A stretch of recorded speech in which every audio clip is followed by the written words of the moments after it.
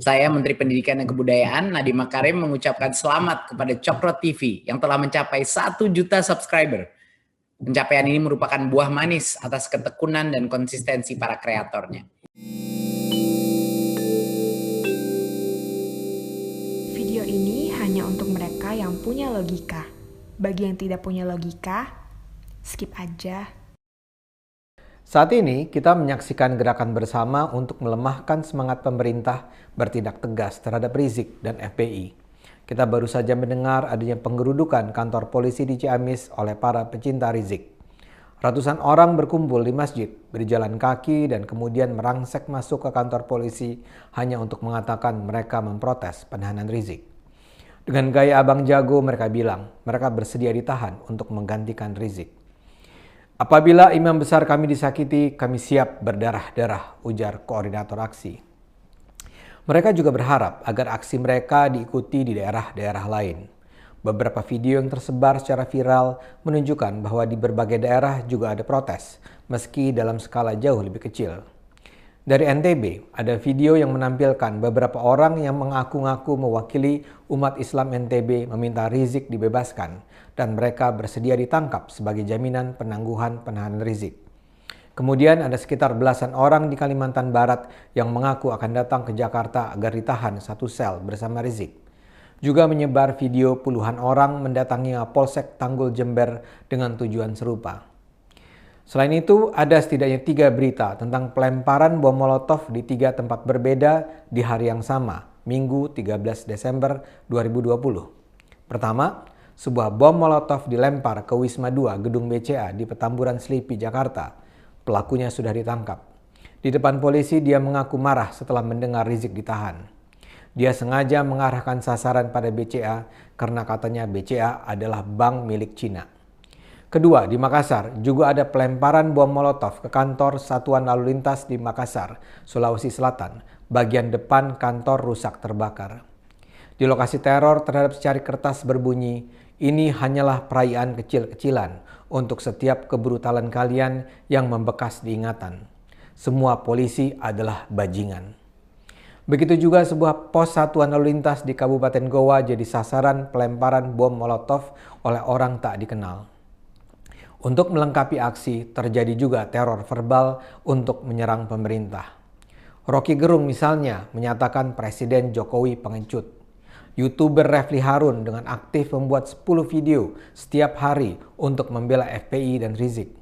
Begitu juga ada penggalangan dana yang hanya dalam beberapa hari mencapai lebih dari 1 miliar rupiah untuk membantu keluarga anggota FPI yang tewas ditembak polisi. Dalam aksi dukungan lain sudah ada setidaknya 2 anggota DPR yang menyatakan bersedia menjadi penjamin penangguhan penahanan terhadap Rizik. Mereka adalah anggota fraksi PKS Abu Bakar Al-Habsyi dan anggota fraksi Partai Gerindra Habibur Rahman. Buat saya ini semua bisa diprediksi dan saya percaya ini bukan gerakan yang alamiah. Tentu saja di antara mereka ada yang tulus bersedia bahkan mempertaruhkan nyawa untuk Rizik, seperti 6 anggota FPI yang akhirnya terpaksa ditembak mati polisi. Namun orang-orang tulus semacam itu cumalah korban. Saya yakin di belakang ini ada kekuatan raksasa yang menjadi mastermind. Gerakan semacam ini bisa disebut sebagai psychological operations atau PSYOPs. Rangkaian peristiwa diadakan sedemikian rupa untuk mengganggu suasana psikologis masyarakat. Yang jadi sasaran adalah perasaan, emosi, keyakinan, persepsi masyarakat tentang apa yang terjadi. Untuk itu mereka akan terus menyebarkan narasi yang berulang-ulang untuk mendelegitimasi penangkapan Rizik dan FPI. Abdul Somad misalnya membawa-bawa ayat Al-Quran yang menyatakan bahwa barang siapa membunuh seorang manusia, dia sama saja dengan membunuh semua manusia. Dia juga menyatakan para pembunuh tersebut akan masuk neraka. Tentu saja Somad memanipulasi ayat Al-Quran tersebut dengan menghilangkan bagian pentingnya. Dalam Al-Quran tidak ada larangan untuk membunuh mereka yang membawa kerusakan di muka bumi. Tapi tentu saja Somad sengaja tidak jujur. Dia sedang berusaha memainkan suasana psikologis umat Islam. Karena itu dia harus mengatakan bahwa tewasnya Laskar FPI yang menyerang polisi adalah tindakan biadab yang akan mengantar para polisi masuk neraka. Di kalangan aktivis masyarakat sipil juga dibangun narasi bahwa tewasnya 6 anggota Laskar FPI itu adalah pembunuhan ilegal, pembunuhan ekstrajudisial. FPI bahkan meminta Komnas HAM mengusut kematian para anggotanya. Sekedar catatan, Rizik dulu bilang Komnas HAM adalah Komnas Hak Asasi Monyet. Jadi kalau mau ikuti logika Rizik, apakah FPI menganggap para anggotanya yang tewas itu adalah monyet? Terlepas dari itu, pembangunan image bahwa pemerintah zalim dan FPI sedang menjalankan jihad terus dilakukan. Sejumlah komentator politik menurunkan pandangan dengan judul keren seperti 7 kejanggalan dalam pembunuhan Laskar FPI. Tentu saja istilah yang digunakan adalah pembunuhan, karena kesan yang memang hendak ditimbulkan adalah polisi dengan semena-mena membunuh rakyat sipil. Nah, kalau Anda baca daftar kejanggalan itu, jelas argumennya mengada-ada. Misalnya saja, si analis bertanya, mengapa penembakan di jalan tol itu tidak menimbulkan kemacetan? Padahal dengan segera bisa dijawab bahwa penembakan memang terjadi di tengah malam sehingga sangat mungkin memang tidak ada banyak kendaraan yang lalu lalang. Dan kalaupun ada yang menyaksikan, pasti akan buru-buru meninggalkan lokasi karena ketakutan. Masa sih para pengendara akan memperlambat kendaraan atau menonton begitu mereka melihat ada peristiwa baku tembak? Masyarakat sekitar yang mengaku mendengar tembakan juga menyatakan mereka menghindar dari lokasi kejadian. Hanya sekedar karena tidak ada kemacetan, tentunya tidak bisalah kita menyatakan itu sebagai satu dari daftar kejanggalan sehingga kita harus mencurigai polisi. Atau misalnya ada komentar lain yang bilang bahwa mengherankan ya bahwa polisi menguntit dan memata-matai rombongan Rizik. Buat saya mengherankan adalah mereka yang menganggap itu mengherankan. Karena bukankah jelas Rizik berusaha menghindar dari polisi sehingga semua tindakannya layak dipantau. Dia punya track record kabur dan menjadi buron yang tidak usah dipertanyakan.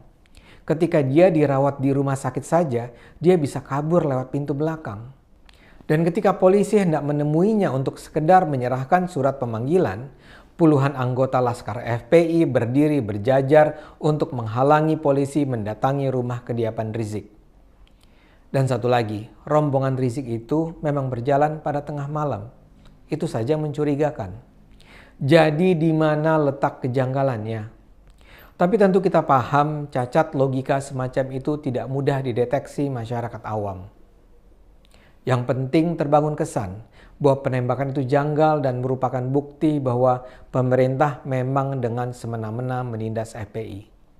Narasi besar yang dibangun untuk membangkitkan kemarahan umat Islam jelas adalah pemerintah Jokowi dengan sengaja menzalimi Rizik dan FPI yang digambarkan sebagai kekuatan yang membela Islam.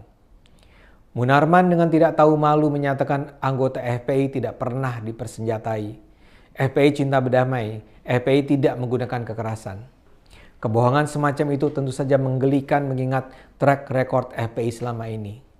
Dibangun pula cerita bahwa para anggota FPI itu tidak ditembak di tempat, melainkan dibawa ke sebuah lokasi untuk disiksa. Para anggota FPI itu digambarkan oleh mereka mati mengenaskan.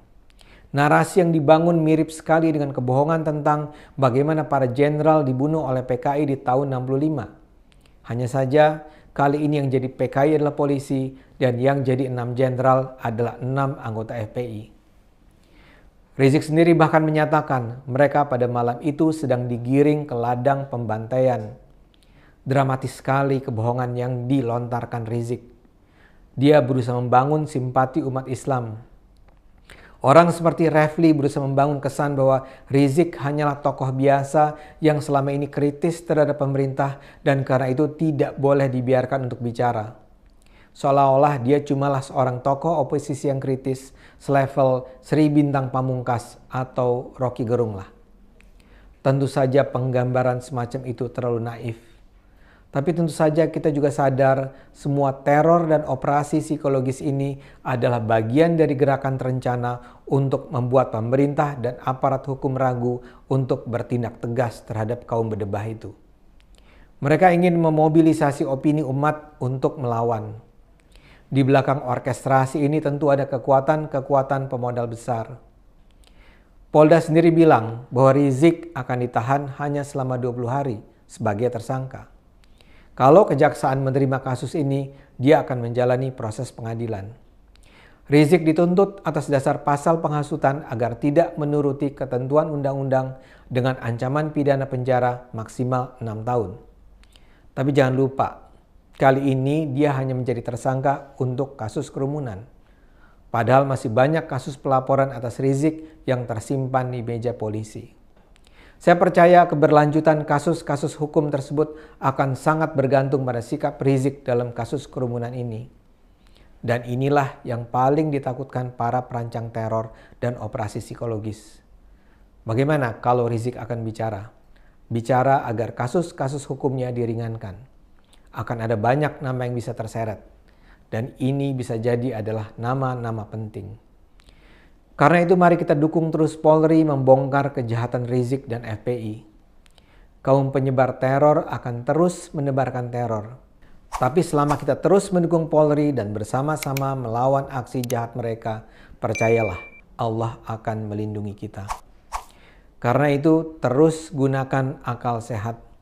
Karena hanya dengan akal sehat kita akan dilindungi Allah agar Indonesia selamat.